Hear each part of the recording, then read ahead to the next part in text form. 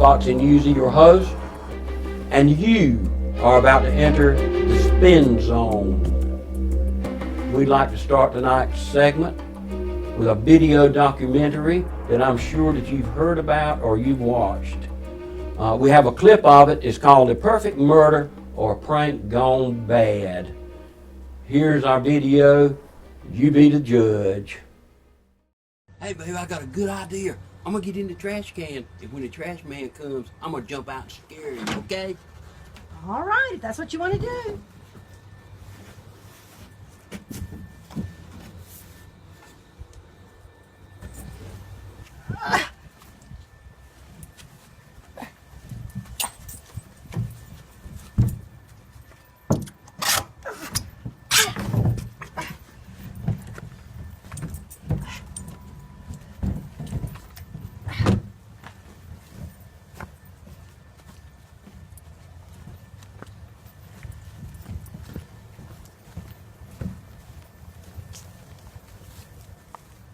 All right, just wait here. I'll be watching.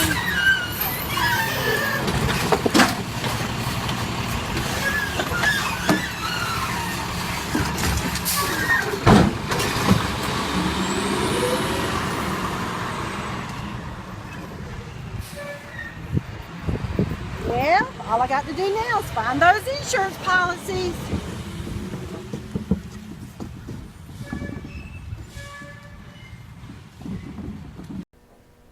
A murder for money or a man left down in the dumps? You be the judge.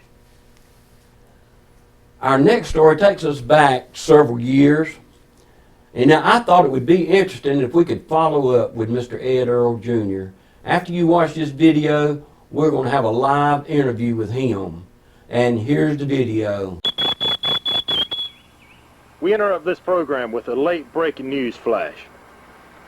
Hi. This is Chris Haynes with WRFRS Station 5 News. When we're on the scene of an apparent tornado touchdown, and we have located one eyewitness. Sir, could you state your name? My name is Ed Earl Jr.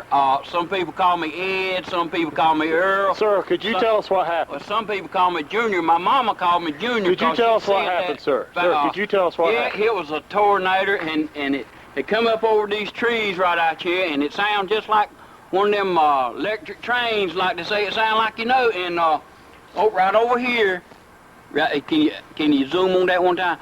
Right here is where my toilet house used to be at. Now, it's gone. And the worst thing about it is LG was in the toilet house now. LG is my old lady, and she's gone. And I'm worried about her because LG gets this inner ear problem, and it makes her dizzy. And when she gets dizzy, she gets disoriented, and I'm worried about her up there in that tornado inside the toilet house, you see. And it's my fault because I told her to get in the toilet house because, you see, I made that toilet house, and it had 1/4-inch plywood on all sides of it.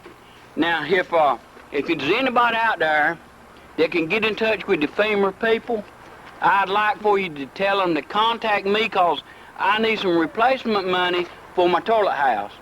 And I know that they'll be slow about bringing the money, and I probably won't get my replacement cost on the toilet house because I had pretty near $18.10 on the top of the toilet house up there. Well, what are you going to do now, sir? Well, I'm going to plead to the public if they happen to see a toilet house in somebody's backyard that ain't been out there, you know, if you ain't been usually seeing it out there, if you can go and check it. And the way you can tell if it's Ed Earl's toilet house is on the back of the bottom of the door back there, it's got Ed Earl plus LG, and LG is my wife now. We're married, and I really like to get that toilet house back. Matter of fact, it had one of them Sears Roebuck catalog. It was a 2-seater, had cement floors in it, and now I'd like to have my LG back here to cook some supper tonight if y'all can contact her. All right. Now, see, every night after supper, that's where I went after supper. I would go out and enjoy myself in the toilet house. And now Ed Earl ain't got no toilet house no more. I'm telling you, I just don't even think I can talk about it no more. I just. Well, thank you for your interview, sir. Yeah. If anyone would like to contribute money to the Ed Earl Foundation, written here is a location of where you can contact him. All contributions will be appreciated. And we'll bring you more footage on this occurring event as soon as possible. Thank you. Okay, Mr. Ed Earl Jr., how should I address you? You can call me Ed, you can call me Earl, or you can call me Junior. Now, my mama called me Junior, but if you want to call me Ed Earl, that's fine. Just don't call me Mr. Ed, because, you know, that kind of sounds like somebody thinks I'm a talking mule. Okay, Ed Earl, that sounds good. We would like to know exactly what's been going on in your life since you lost your toilet house and LG. But anyhow, I'm out here on my Uncle Astor's farm feeding all these chickens for him, and he pays me good. I get $1.36 an hour, and I'm hoping that that the Congress will raise up this minimum wage again, you know, because I'm here to tell that if you go out there at McDonald's, you might get $15 an hour. But the only thing is, I ain't got no cooking experience, you see. The only thing I can do is work on the farm, but you know, I used to have my record business. And times got tough when I lost my toilet house and LG got gone, because see, LG used to keep all my books for me, and now she's gone, and I think when she got gone up there in that toilet house, she had my calculator in her pocket, and so now I don't add and subtract real good, because I just got out through the 6th grade. But anyhow, I'm gonna just continue on working out here until I can find me a little something else to do. But I thank you for asking, and thank y'all for caring about me. We also understand that you've got a bill that you would like to bring before the Congress. It's called Ed Earl Toilet House Bill number 106. How is that going for you? Now, I got a bill that I am trying to get to the Congress of the United States of America about Ed Earl Jr.'s toilet house. You see, I don't want this to happen to nobody else in this country, because it just ain't right. And so I was down there at the store the other day, and the guys was telling me that I need to talk to some of them people that's up there fussing on them stages, on them debates. You know what I'm talking about? So, and I'm not really that political, but I do remember their names, because I remember one time when I was a little boy, and I watched TV, and there was a guy on there called Rollo the Rich Kid. And I was wondering where he growed up to be at. And now I know, because Rollo the Rich Kid, he's one of the head guys on that stage just up there fussing and fighting like they're doing, you know. And I don't remember all of them names, but you got, let's see, you got the Cruiser. You got let's see, who else? You got the Rubik's Cube guy, he's on there.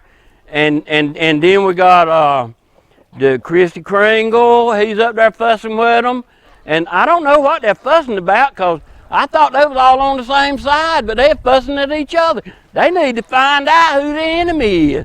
And that's that old ISIS crowd, that's them. I got a shotgun that I could help them with, but I want them to pass that bill for me, and then I saw that other crowd up there fussing. This was just a woman and two men. They was on there fussing, and they gave them a break one time, I remember, and they called that woman Madam Secretary. Now, Madam Secretary went out on her break, and she went to the bathroom, and she come under sniper fire, is what I heard. And then she was late coming back in there, and people was looking for her, and they found out that she was still in there wiping her server. And then when she got back out there on the stage, the old man Fernie, he was laughing at her, and Mr. O'Smiley, he was up there laughing at her too. And so then he had to apologize to her right there in front of everybody in the world. And so he said, I apologize to you. And then he apologized to all the constituents. And so now they're still fussing, but I thought maybe I need to go see Mr. Standards, but I'm scared he's the one that sells chickens. and they call him the Colonel. But I ain't sure that's him, but that's the only Sanders that I know about. And we don't want the chickens to be sold. What we want to do is feed them and get their eggs. But then somebody else told me that Fernie was a socialite. And now, I know they ain't used to me talking to him about no toilet house because I ain't never seen a socialite coming out in a toilet house. So anyway, that's all I got to say about it. Maybe they'll pass that bill, I don't know. But I tell you, I'd like to get my LG back because it's coming up Valentine's Day. And sometimes Ed Earl Jr. lays in the bed at night and he thinks about LG's cheese biscuits. Now, ain't nobody makes cheese biscuits like LG, and I'd like to get her back here because she can make one of these Valentine's cheese biscuits like a heart. Oh, that is so good. That is so good when I get one of them. But if I don't get her back for then, I can still go out y'all at Flo's and get some of their cheese biscuits. They're pretty good. And but anyway, I want you to keep thinking about Ed Earl Jr. And I'll check back in with you if I ever get hold of that toilet house again. But if you happen to see one, it's got Ed Earl plus LG on the door, so you can know that that's Ed Earl's toilet house right there. So anyway, it was good talking to you, and I'd like to say hey to my mama and my sisters and my brother and all them folks. And anyway, I'll talk to you later. I got to go back to work because Uncle Astor's he's gonna be watching me out here and make sure I'm working. Okay, Ed Earl. Okay, bye. That sounds great. This is Foxy Newsy, February the 4th, 2016, saying good night